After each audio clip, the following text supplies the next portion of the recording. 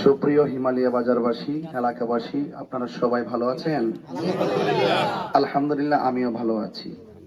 আপনারা জানেন যে আজকে সারা বাংলাদেশে নির্বাচনী প্রচারণা চলছে।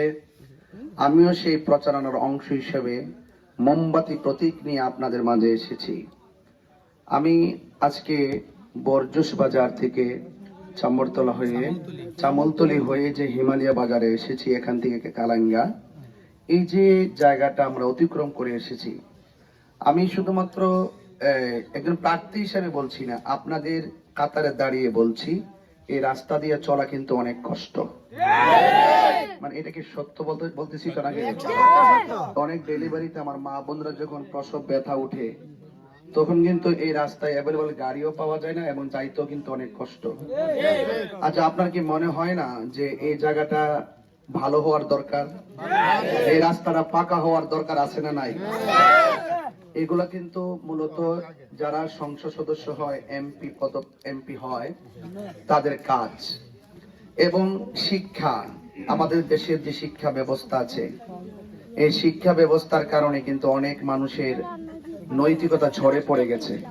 প্রত্যেকটা এলাকায় যখন রাস্তা ভালো থাকে, দেখবেন সেখানে প্রতিষ্ঠানও ভালো থাকে। একটা এলাকায় যখন রাস্তা ভালো থাকে, সেখানে কিন্তু অনেক বিনিয়োগ হয়, অনেক ধরনের প্রতিষ্ঠান এলাকাতে আসে এবং অনেক হসপিটাল হয়, অনেক ধরনের বাজার থেকে শুরু করে সব উন্নয়ন হয় রাস্তা যদি ভালো থাকে। তো সেই জন্য আমি আপনাদেরকে বড় বড় আশ্বাস দিতে আসি নাই, আমি আপনাদের মাঝে বিশ্বাসী হয়ে থাকতে চাই।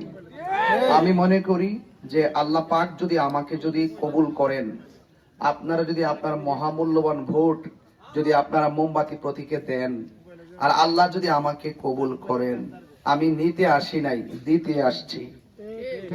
আমি নিতে আসি নাই, ওয়াল্লাহে আমি দিতে আসছি।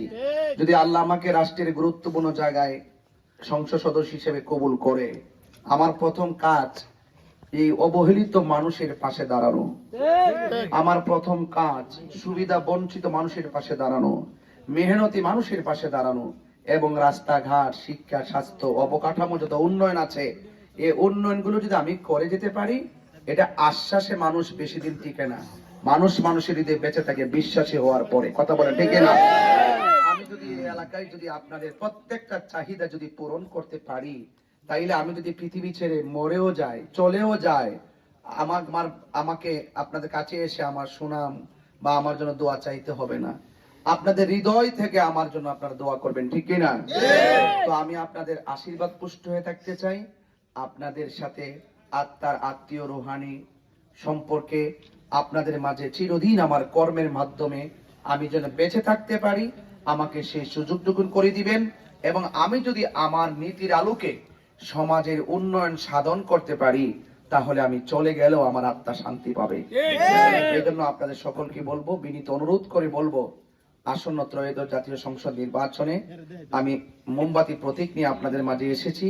আপনারা আপনাদের মহামূল্যবান ভোট আমাকে দিবেন এবং দেওয়ার অনুরোধ করছি। পাশাপাশি বাড়িতে মা বোনরা যারা আছেন, মা বোনদেরকে আমার সালাম দিবেন এবং তাদেরকে বলবেন যেন আমার জন্য দোয়া করে, এবং মা বোনরা যেন মোমবাতি প্রতীকে ভোট দেয়। ইনশাআল্লাহ আপনাদের অনেক, আমি কিন্তু বক্তব্য দেওয়ার আগে একটা জিনিস, আজকে আমি যখন লালচান বাগানে গিয়েছিলাম, আমি সেখানে একজন লোককে দাঁড় করাইছিলাম, ভাই আপনি আসেন, আপনি এসে আপনার সমস্যাটা বলেন। এলাকার মানুষ থেকে যদি সমস্যাটা জানা যায়, তখন আমি মনে করি সেটা মূল সমস্যা জানা হয়। আমি একটা চোখে দেখলাম একটা সমস্যা, এমন আরো হাজার সমস্যা ভিতরে আছে কিনা বলেন? আছে কিনা বলেন? এই জন্য আপনারা আপনাদের সমস্যাটুকুন আপনারা সবসময় বলার চেষ্টা করবেন। আপনারা যদি বলতে পারেন, আপনারা যদি তুলে ধরতে পারেন, আপনারা আপনাদের দাবিটুকু যদি আদায় করতে চান, আরে সন্তান না কাঁদলে তো মাও দুধ দেয় না, ঠিক না? আপনারা বুক ফুলিয়ে তুলে ধরবেন, আমাদের এটা লাগবে, আমাদের ওইটা লাগবে। আমার কাছে আল্লাহ, এই যে এখনো যে আমি আসছি, আমার কাছে আসতে গেলে খুব লোভিং লাগবে না। আমি আপনাদের সন্তান, আপনাদের সাথে আমার রুহানি সম্পর্ক। 22টি বছর ওয়াজ করেছি, এটাই হলো সবচেয়ে বড় আত্মার উন্নয়ন। আত্মার উন্নয়ন যে ব্যক্তি করে, বা যে ব্যক্তি আত্মার উন্নয়নে চর্চা করে, সেই ব্যক্তির কাছে সমাজ নিরাপদ, দেশ নিরাপদ। অন্তত পক্ষে সে যাই কিছু হোক না কেন, কিন্তু চাঁদাবাজ কিংবা দুর্নীতিবাজ হবে না। সুষম বন্টনীতির আলোকে আপনার অধিকার, আপনার টাকা, আপনার ট্যাক্সের টাকা দিয়ে রাষ্ট্র চলে, দেশ চলে, আর আপনার টাকা রাষ্ট্রের পক্ষ থেকে এনে আপনাকে ঘরে পৌঁছে দেওয়া এটা একটা এমপির দায়িত্ব। কথা বলেন ঠিক হয়, এটা আমানতের খেয়ানত হয়, আর আমানতের খেয়ানত করলে আল্লাহর কাছে জবাবদিহি করতে হবে। কথা বলেন ঠিক কিনা? ধর্মীয় মূল্যবোধের আলোকে আপনাদের দায়িত্ব যদি আল্লাহ আমাকে নসিব করে, ইনশাআল্লাহ আপনাদের পাশে সুখে দুঃখে আপনাদের পাশে থাকার ওয়াদা প্রতিশ্রুতি করে আমি আজকে বিদায় নিচ্ছি। আসসালামু আলাইকুম ওয়া রাহমাতুল্লাহি ওয়া বারাকাতুহু।